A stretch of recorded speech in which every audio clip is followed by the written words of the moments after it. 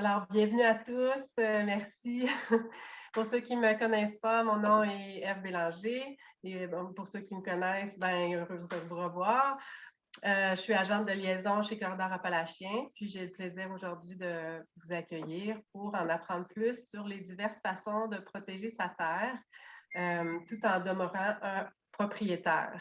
Donc, pour les questions, réactions, problèmes techniques, s'il vous plaît, utilisez le chat. On a Marie-Hélène Thibault et puis Fred Villermo, qui sont nos deux professionnels de la communication qui vont pouvoir vous donner un coup de main, vous diriger. Ensuite, vous pouvez garder la caméra ouverte si vous voulez. Par contre, je tiens à vous dire que la rencontre est enregistrée. Donc, si vous pouvez garder l'anonymat, c'est correct aussi. Alors, je suis accompagnée de mon collègue présentateur Marc Leloup, coordonnateur à la protection des terres. Aujourd'hui, nous avons aussi une invitée spéciale, Nicole Côté, qui va venir nous parler de son expérience.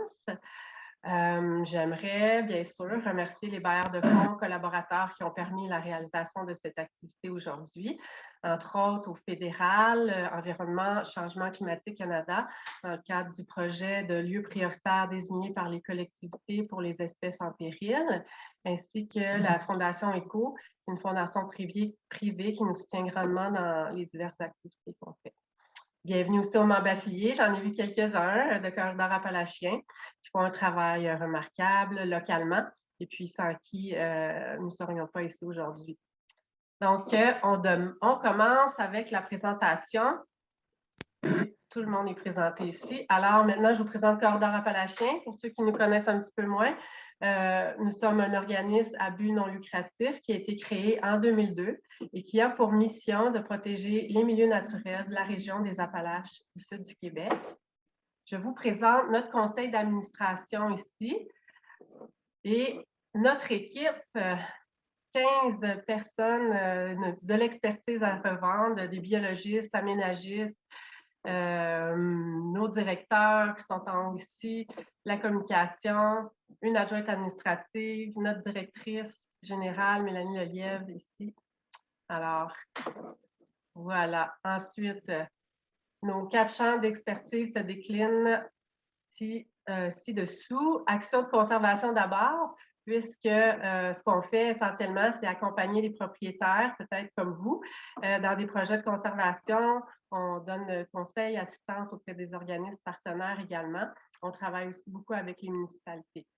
Ensuite, on fait de la gestion de la mise en valeur. On détient des aires protégées, donc on assure la surveillance, on visite les terrains, parfois il y a des infrastructures qu'il faut entretenir. On fait aussi la mise en valeur, donc des activités d'aménagement de sentiers, comme dans la réserve naturelle des Montagnes Vertes, entre autres, et au Mont-Fasteux, qui se déroule présentement. Troisième volet, l'acquisition de connaissances. Donc, on réalise des inventaires de la faune, de la flore, des espèces en situation précaire, milieux humides, etc. Tout ça pour bien documenter les évaluations écologiques qu'on fait, les propriétés qu'on souhaite protéger, et puis enrichir aussi les connaissances scientifiques de manière générale dans le secteur. Dernier champ d'action, sensibilisation, éducation, qui se traduit par des activités comme celle d'aujourd'hui, de la formation, mais aussi des conférences, bulletins, notre infolette et tout plein d'autres activités de représentation au niveau plus gouvernemental.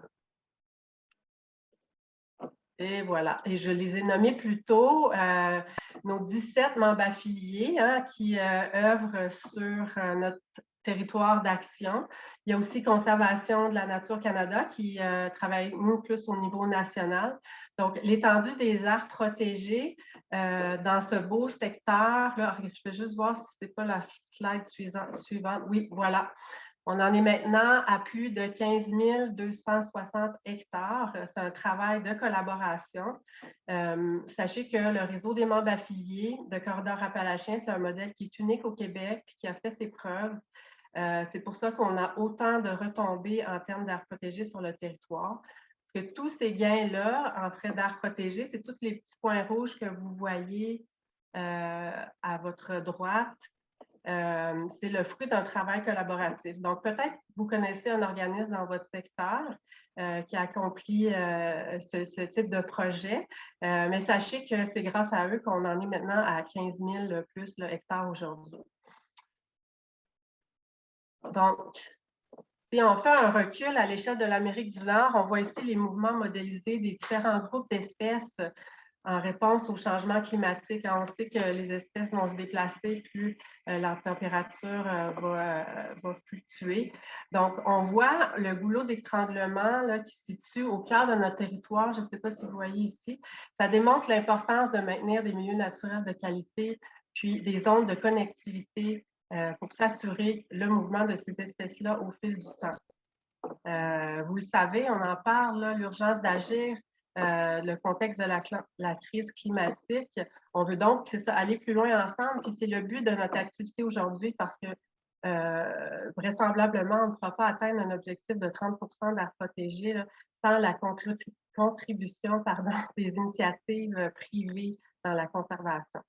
Donc, voici une carte de corridor appalachien. Ici, notre territoire d'action, comme je disais plus tôt. Les petits corridors mauves, en fait, sont les corridors de déplacement qui ont été étudiés et certains validés aussi sur le terrain. Donc, vous pouvez voir l'importance des déplacements plus à notre échelle. Ensuite, ben, je l'ai dit, c'est un travail collaboratif. C'est ici que vous venez vous ajouter à tous ces partenaires-là de la conservation.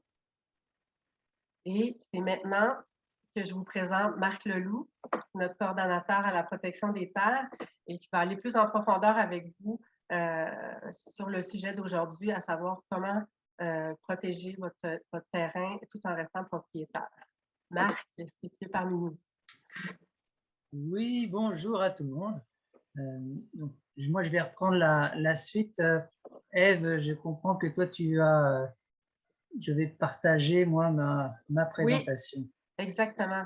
Fait que j'ai enlevé mon partage, si je ne me trompe pas. Ça va être à toi. Oui, ça devrait... OK. En attendant, parfait. Je vais dire bonjour aux gens que je reconnais. Bonjour, Denis Mercier. André, des nouveaux visages. Merci beaucoup d'être avec nous aujourd'hui. C'est vraiment agréable de voir tous ces noms qui sont rassemblés avec un intérêt commun, la conservation. Oui, puis merci beaucoup, Ève, pour l'introduction aussi. Pendant que Marc s'organise, juste rappeler à tout le monde si c'est possible de mettre à jour votre identifiant, votre nom sur Zoom, parce que je constate que plusieurs personnes ont adopté mon identité. Donc, je ne savais pas qu'il y avait autant de Marie-Hélène Thibault dans la région. Ça me fait plaisir de vous rencontrer. Mais je sais que ce n'est pas le cas, alors je vous invite à faire une petite mise à jour sur Zoom en mettant à jour votre nom. Merci. Merci, Marie-Hélène. Alors, je vais prendre la suite dès qu'on arrivera à la diapositive.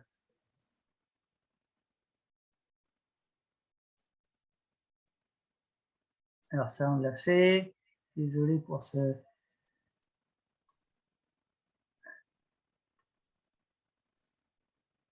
Voilà, ça s'en vient. Alors, on parlait maintenant de comment, en fait, vous pouvez participer, vous, en tant que propriétaire, à ce mouvement de la conservation. Eh bien, c'est en réalisant un projet de conservation. Qu'est-ce qu'un projet de conservation? Alors, c'est une action d'abord volontaire. C'est à l'initiative du propriétaire. C'est un projet qui va aboutir ensuite à une entente légale et perpétuelle. Donc, c'est signé devant un notaire. Et enfin, ce sont des projets qui s'adaptent aux desiderata du propriétaire. C'est du sur-mesure, on pourrait dire. Avant de faire un projet de conservation, il faut d'abord bien y penser. Alors, on vous invite déjà de réfléchir à qu'est-ce que vous voulez protéger, quelles sont vos volontés écologiques. Ensuite, il faudra prendre en considération votre situation fiscale. Et enfin, quelle est votre vision à long terme pour le terrain? Quelles zones vous voulez protéger? Quelles zones vous voulez peut-être conserver pour avoir des usages personnels?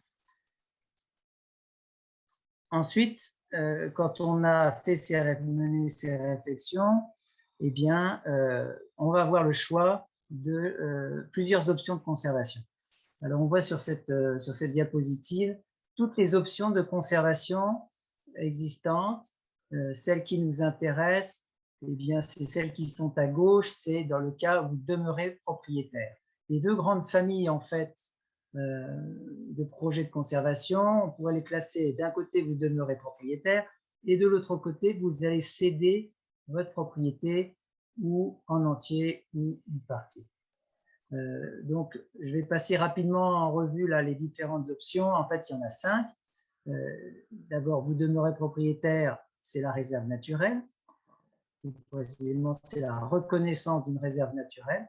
Ensuite, c'est la servitude de conservation. Dans le cas où vous voulez céder votre propriété, là, vous avez le choix de 3 options, qui est le don de votre terrain, ou bien ça peut être la vente carrément de votre terrain. Et au milieu, vous avez la vente pour une partie de la valeur, qui est en fait un mix entre la vente et le don de terrain. Je ne vais pas m'étendre sur ces options-là, puisque aujourd'hui, on va se concentrer sur la partie qui nous intéresse, et dans le cas où vous demeurez propriétaire. Alors, la ligne d'en dessous présente les principaux avantages fiscaux de chaque option. Alors, pour la réserve naturelle, si vous décidez d'établir une réserve sur votre propriété, vous allez être exempté ou vous aurez une réduction des taxes foncières.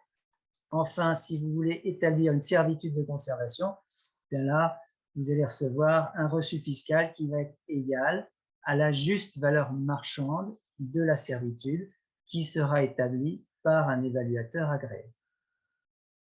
Et en ce qui concerne la servitude de conservation, j'ajouterais qu'elle peut être éligible au programme des dons écologiques, qui est un programme fédéral, on va le voir tout à l'heure. Et l'avantage de ce programme, c'est quoi? C'est qu'on va avoir des avantages fiscaux supplémentaires. On va voir ça un peu plus loin.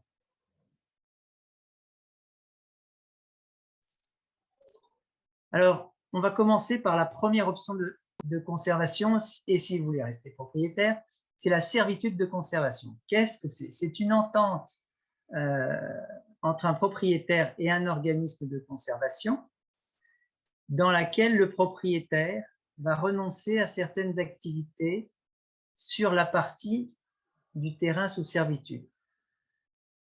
Alors, c'est un acte légal, puisque ça va être à perpétuité. On va le signer devant un notaire, ça va être publié au bureau de la publicité des droits. Et enfin, ce qui est intéressant à noter, c'est que ici, il y a une notion de fonds servant et fonds dominant. Qu'est-ce que ça veut dire? En fait, d'abord, au niveau du vocabulaire, une petite précision, le fonds, c'est le terrain.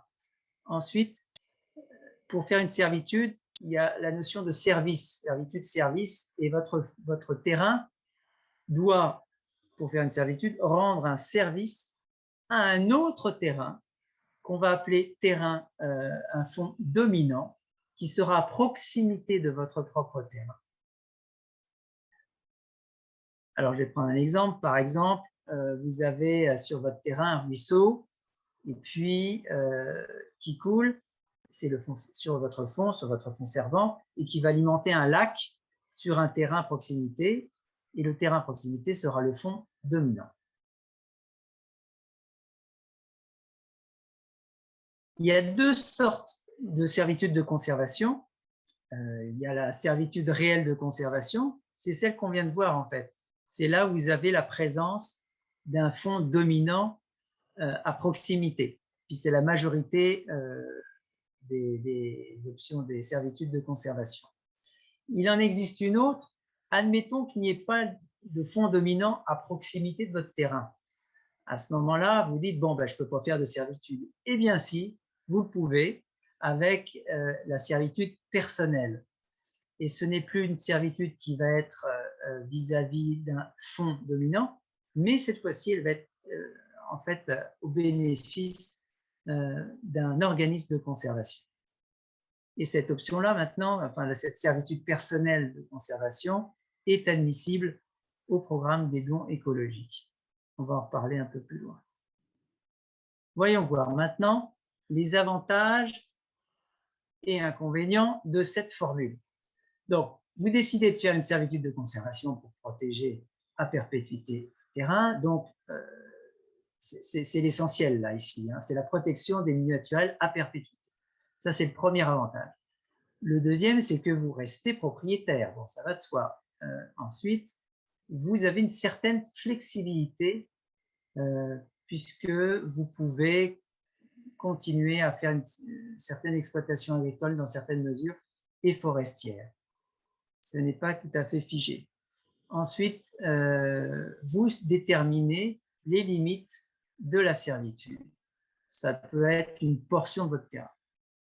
Si on regarde du côté des inconvénients de la servitude de conservation, il faut, c'est ce qu'on disait tout à l'heure, il faut la présence d'un fonds dominant à proximité. Alors, ça n'est plus vrai.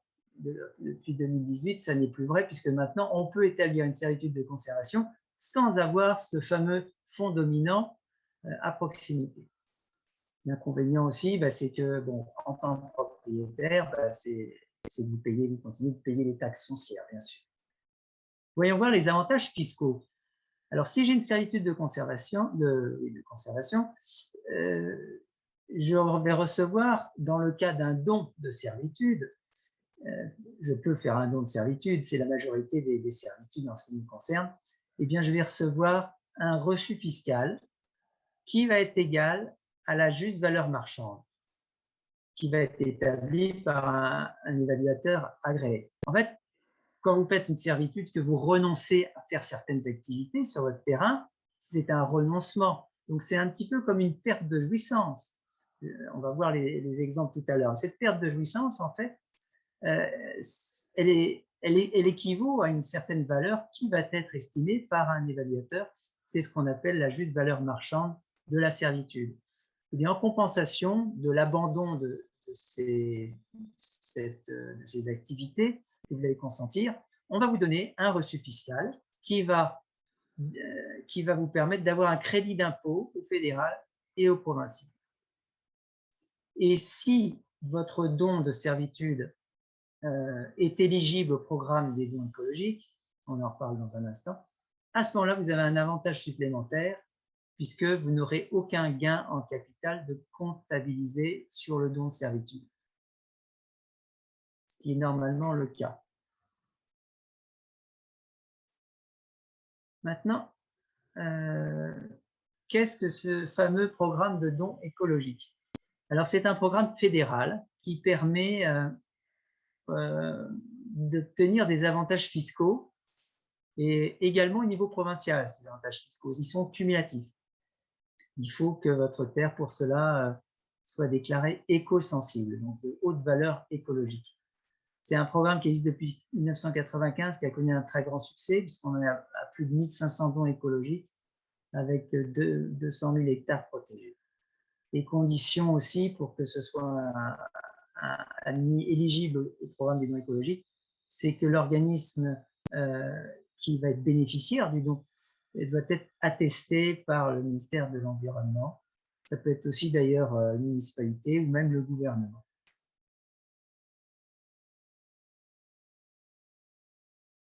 On poursuit avec la deuxième option, puisqu'on a vu la servitude de conservation. La deuxième possibilité qui s'offre à vous pour protéger votre terrain tout en restant propriétaire, c'est ce qu'on appelle la réserve naturelle en milieu privé. Alors là aussi, c'est une entente légale qui est cette fois-ci conclue entre vous-même, le propriétaire, et le ministère de l'Environnement. Cette fois-ci, ce n'est plus un organisme de conservation. Il peut y avoir l'intervention ou pas d'un organisme de conservation qui peut vous aider, dans ce projet. Et le propriétaire, comme la servitude de conservation, il va s'engager à renoncer à certaines activités sur son terrain. Là aussi, c'est une C'est une entente tout à fait officielle puisqu'elle va être publiée au Bureau de la publicité des droits, c'est signé devant notaire. Et le dernier point, évidemment, ce n'est pas accessible à n'importe quel terrain. Il faut qu'on démontre que la valeur écologique est élevée. Alors, voyons voir maintenant les avantages de cette formule. Bien sûr, vous conservez vos droits de propriété, vous décidez vous-même de l'emplacement de la réserve, et puis il n'y a pas besoin de fonds dominants dans cette option-là. Les inconvénients, c'est qu'il y a un peu moins de flexibilité par rapport à la servitude de conservation. Il y a un peu plus d'exigences. Donc, au niveau des activités que vous pouvez faire encore sur votre terrain, elles sont un petit peu moins fortes que la servitude. Le délai du dossier est actuellement relativement long puisque ça va de 2 à 3 ans. Servitude, c'est moitié moins. L'entente est signée avec le ministère de l'Environnement provincial. Est-ce un inconvénient? En fait, plus ou moins, mais disons qu'il n'y a pas d'interlocuteur local. Et en général, c'est plus facile, ça facilite les choses quand il y a un interlocuteur local. Les avantages fiscaux. Eh bien, ici, vous avez une réduction, voire une suppression des taxes municipales, abolition des taxes scolaires. Alors, pourquoi réduction, voire suppression? Parce que certaines municipalités voient d'un mauvais œil le fait qu'évidemment, vous soyez exempté de taxes municipales. Donc, elles peuvent mettre en place ce qu'on appelle des droits compensatoires. Donc, elles peuvent aller rechercher quand même jusqu'à 50% de la valeur de la taxe municipale. Mais ce n'est pas toutes les municipalités qui font ça, il faut que ce soit validé par le conseil municipal. Et puis l'inconvénient fiscal, il n'y a pas vraiment, si ce n'est que vous n'avez pas de crédit d'impôt versus la servitude. Alors voyons voir un exemple récapitulatif. Sur les deux options, on va prendre un exemple concret. Donc, une servitude de conservation, dans le cas où c'est éligible au programme des dons écologiques, donc on va admettre que le terrain est de haute valeur écologique et que vous voulez faire don de cette servitude à un organisme de conservation, notamment parce que vous allez avoir des avantages fiscaux plus intéressants. Alors, dans cette servitude, vous avez négocié, par exemple, que vous continuez à récolter du bois des fins personnelles. Vous aurez aussi mis dans l'acte de servitude que vous pouvez faire des aménagements de sentiers, que vous pouvez aussi faire de la sériculture. Bon, ce ne sera pas commercial, mais ce sera artisanal. Vous aurez aussi accepté de renoncer à certaines activités. Par exemple, ça peut être le fauchage en période de nidification, une période à laquelle on ne va pas toucher aux friches.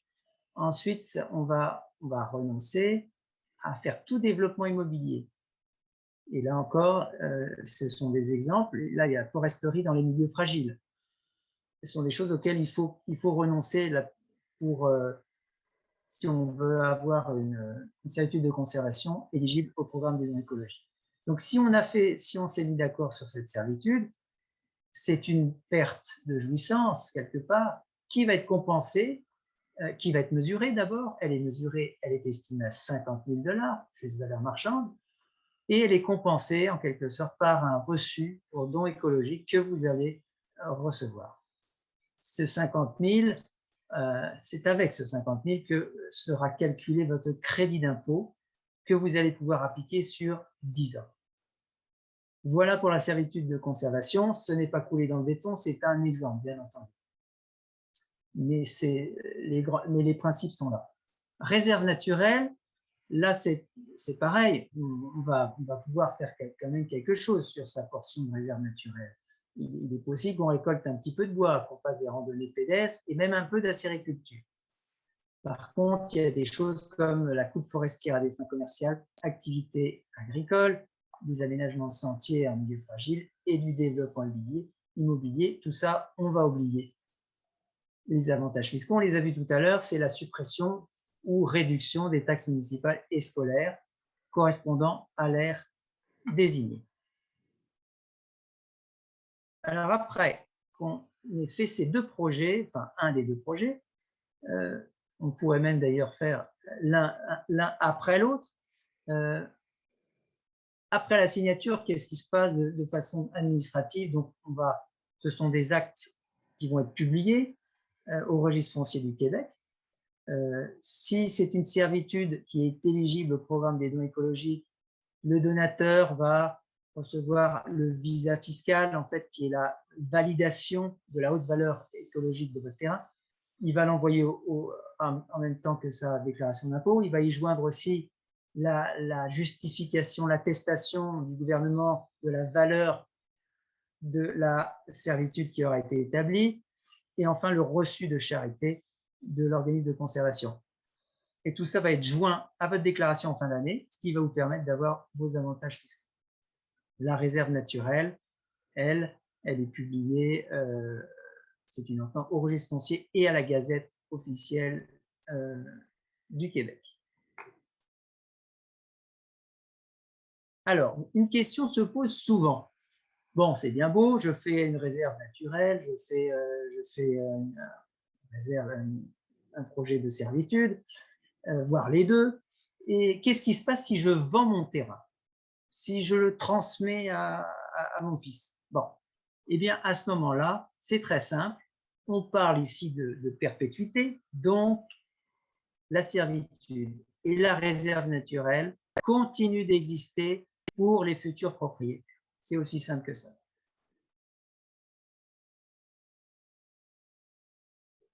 Il faut quand même préciser une petite chose, c'est que ces projets sont assez élaborés. Donc là, je vous ai mis les étapes des deux options de conservation, réserve naturelle et donc servitude, pour que vous ayez une idée, c'est pas pour vous les reteniez, mais il y a 9 étapes, avec ici vérification des titres. Bon, ça c'est le notaire qui va faire ça. Production d'un rapport d'évaluation écologique, très important. Il faut savoir si votre terrain est admissible au programme des dons écologiques, quelle est sa valeur écologique. Donc ça, on le fait au début. On a déjà une bonne idée en général quand vous venez nous voir de la valeur écologique de votre terrain. On le fait confirmer par un rapport. Évidemment, l'aspect financement est important, donc on va chercher le financement du projet en tout début. Là, ça c'est pour la servitude.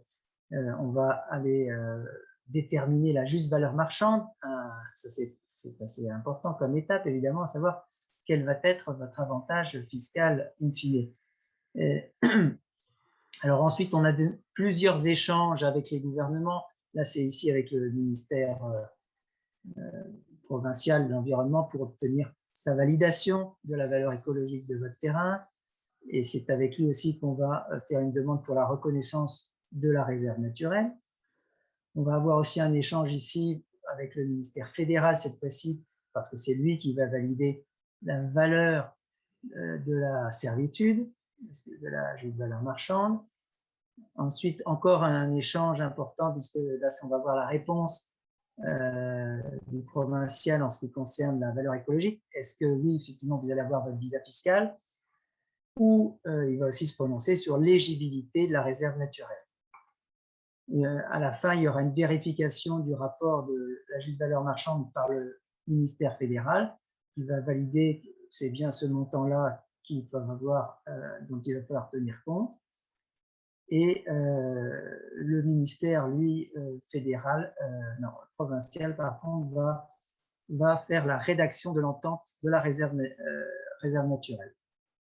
C'est avec lui que vous allez négocier pour votre réserve naturelle. Et on termine tout ça avec la signature de l'acte de donation devant notaire ou de l'entente de réserve naturelle. Alors ces projets, évidemment, sont assez longs, font intervenir plusieurs professionnels. Vous allez me demander, bon, ça coûte combien tout ça? Bonne question, ça coûte des sous, puisque le minimum, c'est 15 000 $ pour un projet assez rapide, et puis on va jusqu'à 30 000 $ voire davantage pour des projets un petit peu plus longs, plus élaborés. Et nous ne parlons pas ici de ce qu'on appelle le fonds de gestion, le fonds de dotation. Qu'est-ce que c'est? En fait, nos bailleurs de fonds vont nous dire on vous prête de l'argent pour réaliser vos projets, mais on vous demande d'immobiliser une certaine somme d'argent pour l'intendance, pour gérer, par exemple, la servitude, l'intendance de la servitude. Alors, ce sont des sommes importantes. Ensuite, en termes de durée, là, je crois que j'ai sauté une diapositive, je reviens en arrière.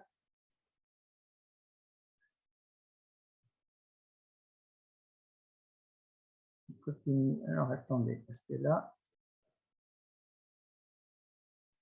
c'est un peu plus loin.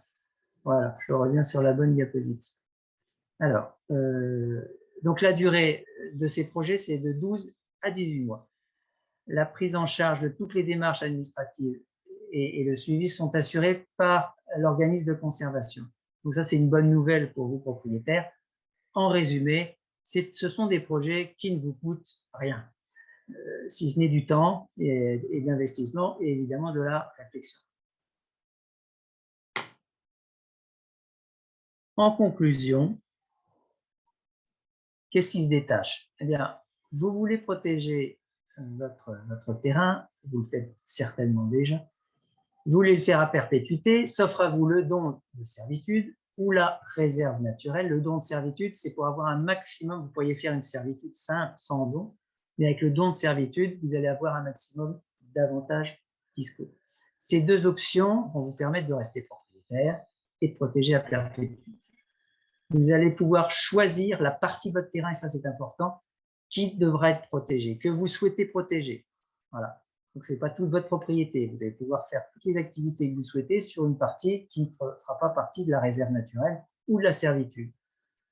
Ces deux options donnent droit à des avantages fiscaux, on les a vus tout à l'heure. Avec les plus intéressants, c'est dans le cas du don de servitude qui est reconnu au programme des dons écologiques. Et les avantages peuvent être assez conséquents. Dépendamment de la juste valeur marchande, comme le marché actuellement est très élevé, vous auriez des servitudes assez élevées. Et enfin, la facilité du projet. Pourquoi? Parce que vous êtes accompagné par l'organisme de conservation qui prendra le plus souvent, c'est quasiment dans tous les cas, tous les coûts à sa charge. Alors, c'est ainsi que se termine ma partie. Je vous remercie de votre attention et je vais donner la parole à ma collègue. Merci, Marc. Ève. Et en fait, c'est à Madame Côté, notre invitée, oui, qui va pouvoir vous parler. Oui, je ne la vois pas à travers tous ces petits visages. J'imagine que, Frédéric, je ne sais pas si tu peux la mettre en évidence. Oui, Madame Côté, bonjour. Bonjour. Alors, c'est venu le temps de notre témoignage parce que c'est toujours mieux de l'entendre de quelqu'un qui a fait l'expérience pour transmettre l'information, puis transmettre c'est tout ce qu'on vient d'apprendre d'un point de vue plus technique, mais dans la vraie vie, ça se passe comment? Mais Madame Côté, qui est une résidente de Sutton, avocate à la retraite, pratique le droit depuis 2002. Elle a aussi une formation en art et elle est très impliquée dans le projet Art de rêve à Sutton. Je ne me trompe pas, hein? Le nom, c'est bien ça, Madame Côté? C'est d'art et de rêve. Et non, je pratique le droit depuis 2002. J'ai commencé en 1974 à pratiquer le droit. Ah, pardon, mais j'ai mes notes. Pardon, vraiment désolée. Peut-être 2002, formation en art, c'est ce que j'avais. Oui, ça c'est plus exact. Voilà. Devenue une artiste. Oui, ben merci beaucoup d'être là avec nous cet après-midi. J'aimerais d'abord vous remercier, c'est ça, d'être ici. Puis on aimerait peut-être savoir comment vous êtes arrivé dans la région, comment vous pouvez décrire votre terrain. On aimerait ça que vous nous emmenez dans votre monde un petit peu de votre projet de conservation, d'abord. Eh bien, tout simplement, je suis une fille de ville qui, dans les années 70, voulaient s'en aller vivre en campagne. Il y en avait une gang à ce temps-là et j'ai rencontré un gars qui voulait la même chose, qui est devenu mon mari. Et on est venu vers l'Estrie. On a trouvé un terrain par ici et on a décidé en 75 de commencer à construire par nous-mêmes et on a déménagé en 76 définitivement. Alors, bureau, tout, client, on a tout laissé à Montréal. On a recommencé ici parce que la région était magnifique. Vraiment, puis on n'a jamais regretté d'ailleurs. C'est beau par ici, hein? C'est très beau. La nature est magnifique. Ça, c'est mon petit parcours pour venir en campagne. Alors, vous avez sans doute d'autres questions à me poser. Oui, oui. Donc, là, vous avez fait un premier don il y a 7 ans, don de servitude. Oui. Est-ce que vous pouvez nous parler un petit peu de comment ça s'est passé? Bien, je connaissais Jacques Marcoux à l'époque, qui est devenu maire de Mansonville et Button, pardon. Et Jacques m'avait introduit à la notion de fiducie foncière, Land Trust aux États-Unis. Je ne connaissais pas ça du tout. Il m'a laissé un livre, j'ai lu ça et il a semé une graine à ce moment-là dans ma tête sur la possibilité de peut-être faire en sorte que notre terrain soit protégé dans l'avenir, protégé au sens où on ne pourrait pas, on le laisserait dans l'état où il est le mieux possible pour que la végétation, les animaux puissent y habiter et qu'on leur laisse, bref, une place. À cette époque-là, je vais vous conter une histoire peut-être un peu rigolote, mais qui ne l'est pas. Dans les premières années où on construisait, à un moment donné, j'ai vu un raton laveur sur le faîte du toit qui n'était pas terminé. Et dans ma tête à moi, c'était un envahisseur à cette époque-là qui allait briser ou égratigner ou je ne sais trop quoi sur la maison. C'est vous dire le chemin que j'ai fait. Avec le temps, j'ai découvert que j'habitais chez eux. C'est ça qui est arrivé. Et avec la notion ensuite de protection du territoire, j'ai compris que j'avais ma part à faire, que je vivais chez eux et qu'on était peut-être en train de trop en exploiter. On était sûrement en train de trop en exploiter et j'avais la chance de posséder un peu de terrain avec mon mari. Et vous l'avez bien dit, je n'étais pas obligée de tout céder, mais je pouvais en mettre en conservation une partie. Et ça a répondu à un besoin que j'avais à cette époque-là de finalement vivre avec mes voisins, les animaux, protéger les arbres, les plantes. J'avais découvert que c'était une notion qui maintenant me tient à cœur beaucoup, beaucoup. Alors, c'est comme ça que c'est arrivé. Et j'ai contacté, à l'époque, c'était M. Lizotte Appalachien. Et vous avez envoyé des gens chez moi, chez nous. Vous nous avez expliqué ce que c'était. Déjà, à l'époque, on parlait et de réserve et de servitude. Je trouvais la réserve naturelle un petit peu lourde de conséquences parce que nous, ce terrain-là, il est maintenant habité, les voisins sont dans ma famille. Et pendant toutes ces années-là, on a établi des sentiers de ski de fond, des sentiers de pédestres. On a fait beaucoup de choses. Alors, je ne voulais pas que mes frères et moi, on perde accès à tout. Et c'est là qu'on a réfléchi sur... Et c'est là qu'on a vu aussi que la possibilité de la structure de conservation nous ouvrait la porte à beaucoup plus de choses. Je ne voulais pas non plus perdre la vue sur la rivière. On est au bord de la rivière Missisquoi, notre terrain. Alors, je voulais avoir le droit de couper le champ qui est devant chez nous, tout en respectant le 30 pieds, je crois, à l'époque, de bord de rivière. Et évidemment, couper après la nidification, la fin de la nidification. Ça, c'est des choses qui étaient correctes. Et puis, comme ça qu'on en est venu à se dire, bien, ça a de l'allure parce qu'on n'a pas l'intention de développer. Oui, on va pouvoir aller chercher du bois dans la forêt au besoin pour nos besoins privés. C'était parfait. Alors, dans le fond, ça s'est fait très simplement. Puis effectivement, l'organisme avec lequel on fait affaire s'occupe de tout, absolument tout. C'est un charme. Il y avait une seule condition, il fallait que notre terrain ait une valeur écologique à quelque part, ce qui était, m'avait-on dit, il fallait trouver au moins 3 espèces animales ou végétales qui étaient en danger. Je n'ai peut-être pas le bon terme là. Alors, ce qu'on a trouvé chez nous. Et voilà, ça s'est passé comme ça, facilement. Et je suis bien contente. Une fois par année, nous, notre organisme c'est pas Corridor Appalachiens, notre organisme le plus proche, c'était la fiducie foncière Vallée-Router. Alors, eux viennent une fois par année, ils nous avertissent d'avance. Ils vont faire un tour sur le terrain pour s'assurer qu'on respecte, dans le fond, les clauses du contrat. On a le droit d'avoir des sentiers. On a plein de sentiers. On peut les, non pas en faire de nouveaux dans notre contrat, mais les entretenir. C'est parfait. Mais vous répondez à toutes mes questions. C'est fantastique, là, d'un côté. Mais ce que j'entends, c'est qu'il y a plusieurs usages que vous souhaitiez conserver. Puis, dites-moi si je me trompe, mais l'avenue de la servitude a semblé vraiment répondre aux besoins de garder certains usages, dont l'utilisation. Oui, complètement. Il fallait en discuter. Il fallait comme un peu le négocier, entre guillemets. Il ne faut pas aller trop loin. Mais on s'est bien entendu, puis ça n'a pas été un problème. Ça n'a pas été un problème. Là, je m'embarque dans une deuxième aventure. Là, je vais peut-être avoir à négocier autre chose. Je m'en suis rendu compte récemment. Je ne sais pas si vous voulez que j'en parle. Absolument. Si ça peut être utile pour des futurs propriétaires.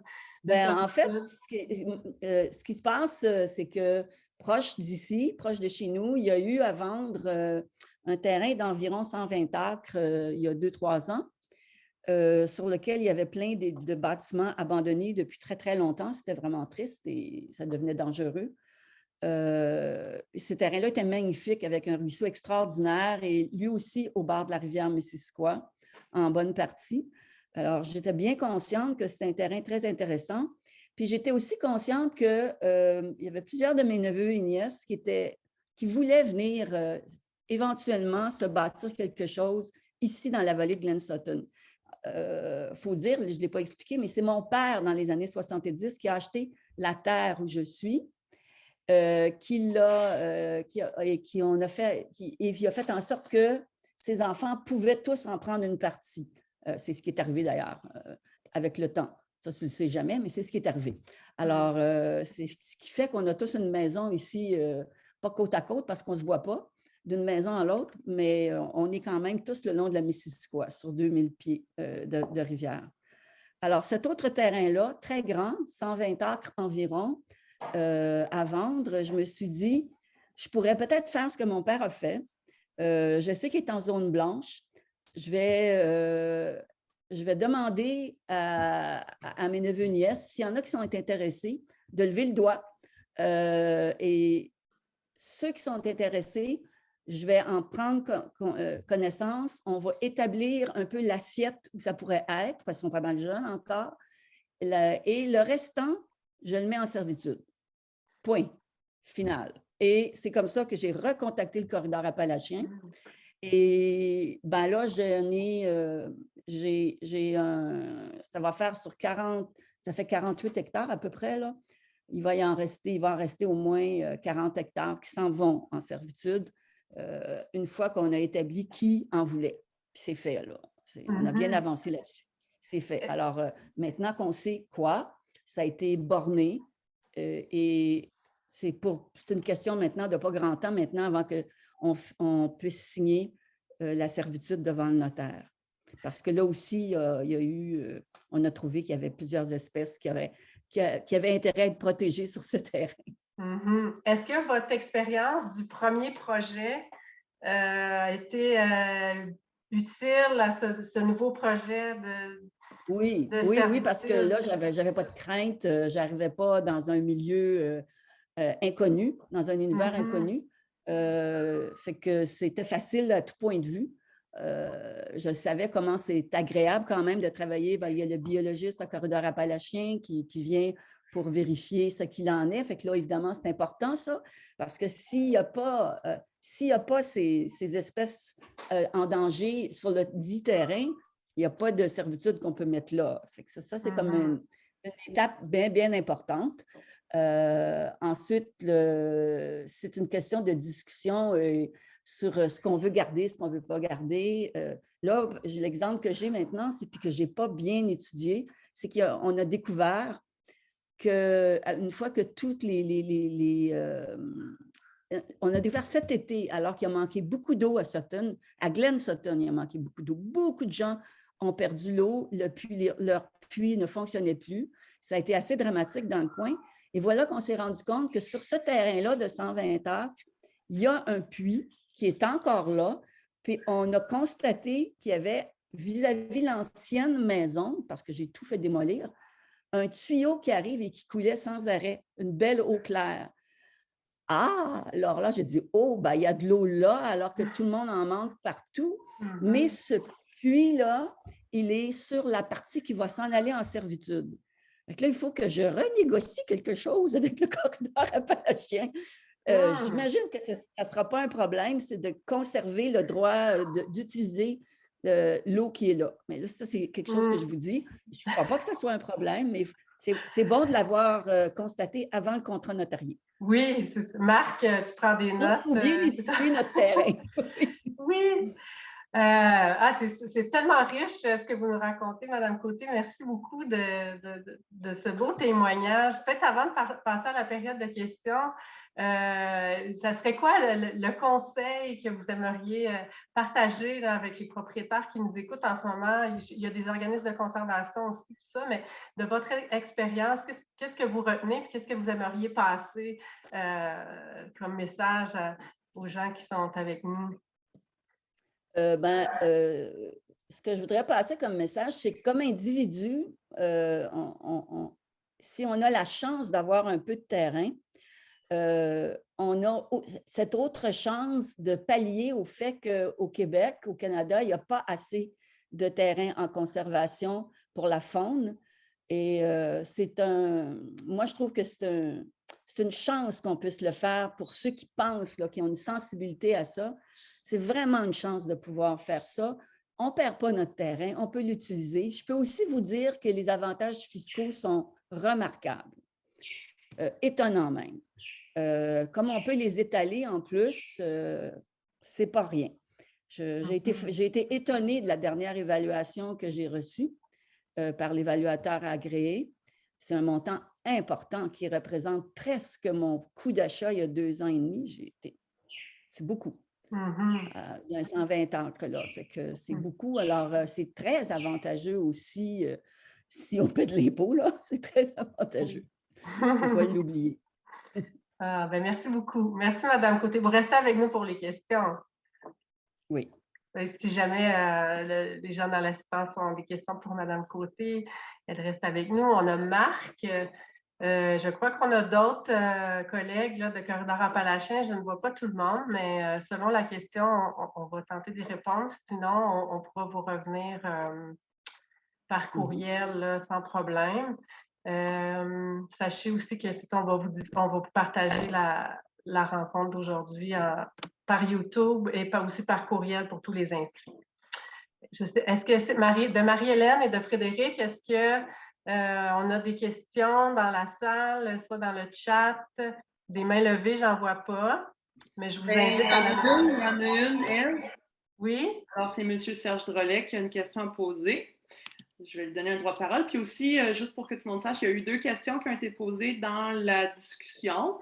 Et puis, notre magnifique collègue Clément, qui est notre directeur conservation, a répondu à certaines questions qui concernaient là, comment déterminer la valeur écologique d'un terrain, qu'est-ce qui constitue spécifiquement un terrain à haute valeur écologique, puis certaines des autres contraintes. Là. Donc, si vous lisez les discussions, vous allez peut-être trouver une réponse. Puis, on va donner un droit de parole à M. Drolet pour sa question. Bonjour à tous. Madame Côté, au nom de la nature, un beau merci. Je pense que ça montre un peu votre valeur du cœur, parce que c'est beau être tout le temps dans le côté avantage, c'est à moi, chez nous, mais de redonner à la nature de qu'est-ce que vous avez utilisé, comme on pourrait dire. Là, moi, je trouve que ça prouve que vous avez les valeurs à bonne place. Question un peu de logistique, comment je pourrais dire. Vous avez fait une servitude de conservation. fonds dominant, fonds servant, comment ça a fonctionné?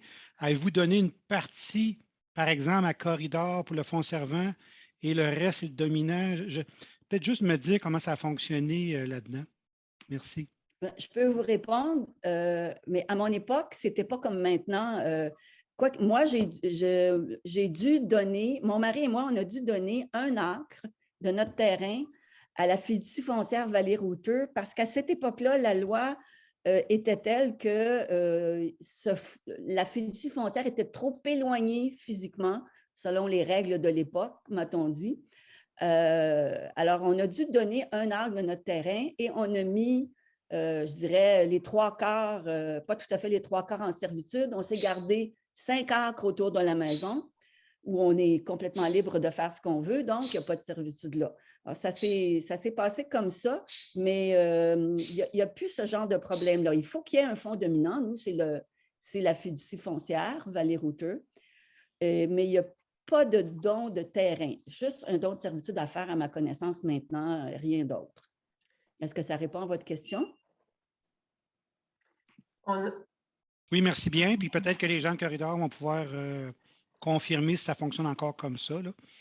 Oui, bien, je ne sais pas, Marc, si tu voulais compléter, mais je peux déjà, sans être la spécialiste des fonds dominants, mais avec les 17 membres affiliés, en fait, on a 15 membres affiliés qui sont des organismes de conservation.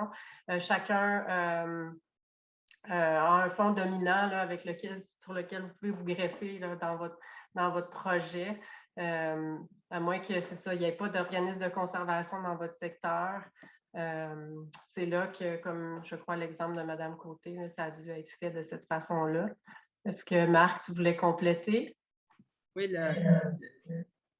en fait, dans la présentation, il y a une nouveauté depuis 2018, c'est qu'on peut faire un projet de don de servitude, mais sans avoir besoin d'un fonds dominant à proximité. Et puis, ça s'appelle une servitude personnelle, alors qu'habituellement, c'est une servitude réelle. Et ça facilite bien les affaires parce qu'avant, il fallait quand même chercher la présence d'un fonds dominant avec un service écologique qui est visible. Ce n'est plus le cas. Et ces projets de fonds de servitude personnelle sont éligibles au programme des dons écologiques. Ça veut dire que vous pouvez avoir le maximum d'avantages fiscaux avec. Alors, c'est bien agréable. Est-ce que je peux vous poser une question? Une servitude personnelle, dans ma connaissance de vieille avocate, c'est une servitude qui cesse au décès du donateur. Est-ce que c'est le cas dans ce cas-ci? Elle n'est pas, c'est pas une servitude réelle. Elle ne dure que la vie du donateur. Ah, je vois Clément veut parler. C'est un sujet très intéressant parce que pour lequel on a consulté des spécialistes et la réponse n'est pas évidente. Pour la question de la perpétuité, c'est assez particulier. Cela dit, bon, je sais que Clément, je vais te laisser répondre dessus. Mais vas-y, je te laisse. Bien, en fait, c'est sûr que quand c'est possible, on va toujours privilégier la servitude réelle et perpétuelle. Ça reste l'outil le plus utilisé. Puis c'est celui avec lequel on risque le moins à long terme d'avoir des problématiques. C'est un outil qui est reconnu par tous les avocats aussi. En ce qui concerne la servitude personnelle, c'est un outil qui est valide. On a eu des avis juridiques là-dessus et elle est également perpétuelle. En fait, c'est une servitude entre le donateur et le groupe de conservation. Et le groupe de conservation étant une personne morale qui va perdurer dans le temps. Donc, la servitude personnelle aussi va perdurer. Et il y a des clauses dans la servitude personnelle qui font en sorte que pour tout nouveau propriétaire du terrain, que ce soit la succession ou une cession ou lors d'un achat, la servitude va être applicable. Donc, à ce niveau-là, c'est comme la servitude réelle ou comme la réserve naturelle, c'est une servitude qui va être perpétuelle, qui va suivre les titres de propriété. Merci beaucoup. On a une question pour enchaîner de la part de Denis Mercier. Allô, allô. Bon, Madame Côté, il est parti, c'était pour elle la question. J'ai fermé la ligne. Madame Côté, d'abord, félicitations pour l'ensemble de votre œuvre. Ma question était à savoir, quand je parle du projet 1 en particulier, quand vous êtes embarqué dans le processus, est-ce que vous êtes posé la question, genre, parce que c'est le genre de commentaire que j'ai déjà entendu, les gens se disent, ouais, bien, quand je vais vendre le terrain, le lot dans 25, 30 ans, 40 ans, le plus tard possible, est-ce que le fait qu'il y a dorénavant une servitude attachée, vous avez posé une question, c'est-à-dire, est-ce que ça va affecter la valeur de mon terrain, etc.? Ça a été un élément de votre réflexion. Oui. Oui, ça a été un élément de réflexion. C'est certain. Et là, ça varie d'un terrain à l'autre. Hein. Dans le cas de notre terrain, il est en montagne. Selon les règles municipales, le frontage qu'on a, ça ne se subdivisera jamais en deux. Alors, on a tout pensé à ça, puis on s'est dit, pas de problème, de toute façon, pas construisable en arrière, même si ça monte sur 1000 pieds en arrière dans la montagne, pas de problème. Fait qu'on s'est dit, on n'y voit pas même d'inconvénients financiers, d'autant plus qu'on a gardé quand même 5 acres autour de la maison. On a pensé à tout ça. C'est sûr qu'il y a cet aspect-là. Ça va être encore plus vrai dans le terrain de 120 acres, là, où c'est beaucoup 120 acres, mais il ne se vendra jamais, jamais, jamais à sa valeur actuelle avant servitude parce qu'il ne sera plus lotissable. C'est clair, hein, c'est fini, il faut le savoir. Alors, mais d'un autre côté, la juste valeur marchande est très forte et compense le donateur. C'est ça que je pourrais vous dire. Merci. Bienvenue. Merci, Madame Côté. On se termine, à moins qu'il y ait des dernières questions qui vous brûlent les lèvres. Non, c'est tranquille dans la salle, mais merci beaucoup d'avoir passé cette heure avec nous. Merci, Madame Côté, pour votre témoignage. C'est très, très riche. J'espère que vous repartez avec plein de nouvelles connaissances et espérons-le, un désir de protéger à la mesure de vos moyens. Mais merci Marc Leloup pour ta présentation également, Marie-Hélène, puis Fred à la technique, puis Clément en support.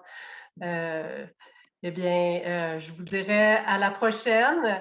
Si vous avez des questions, commentaires, n'hésitez pas à nous joindre à info-corridorappalachien.ca. Et puis, bonne fin de journée.